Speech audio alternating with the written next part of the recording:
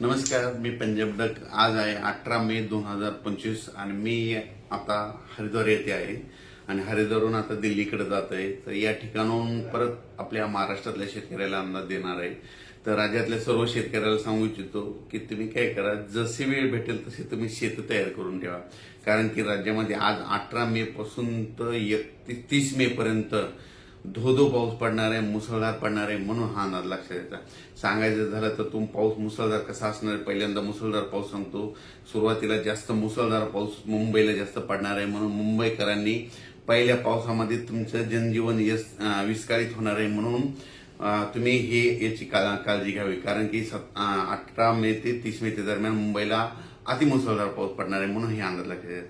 त्याच्यानंतर नाशिक जिल्ह्यासाठी देखील अतिमुसळधार पाऊस पडणार आहे. म्हणून हा अंदाज लक्षात घ्यायचा.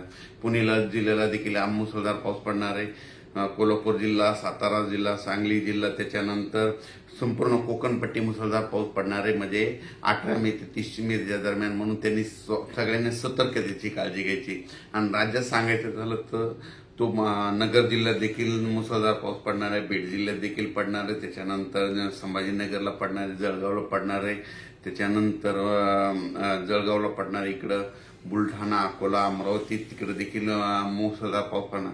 म्हणजे सांगायचं झालं तर 18 मे पासून तर 30 मे पर्यंत, 18 पासून जवळपास 12 दिवस दररोज 2-2 दिवस भाग बदलत ओढे नाले वाहतील असा पाऊस पहिली वेळ मेच्या शेवटच्या आठवड्यात येणार आहे. म्हणून हा अंदाज लक्षात येतात.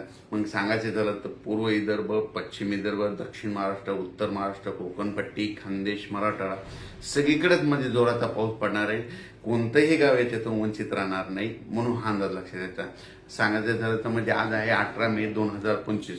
म्हणजे आजपासून जवळपास 12 दिवस राज्यात दररोज वेगवेगळ्या भागात जोराचा पाऊस पडणार आहे. वड्याला पाणी येणार आहे, नाल्याला पाणी येणार आहे, नदीला देखील म्हणजे ना त्याच्यानंतर 22 मे ते 30 मे दरम्यान नद्याला देखील पाणी येणार आहे. म्हणून हा अंदाज लक्षात येतात.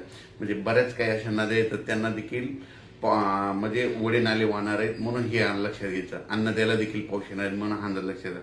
पण काय झालं आहे, परिस्थिती अशी की महाराष्ट्रातल्या शेतकऱ्याचे आणखीन शेत दुरुस्त नाहीत. शेतकऱ्याला सांगू इच्छितो, ह्या म्हणजे 12 दिवसामध्ये काही भागामध्ये पाऊस नसणार. त्यावेळेस तुम्ही काय करा, रोटावेटर, कल्टिवेटर करून तुम्ही तुमचे शेत तयार करून ठेवा.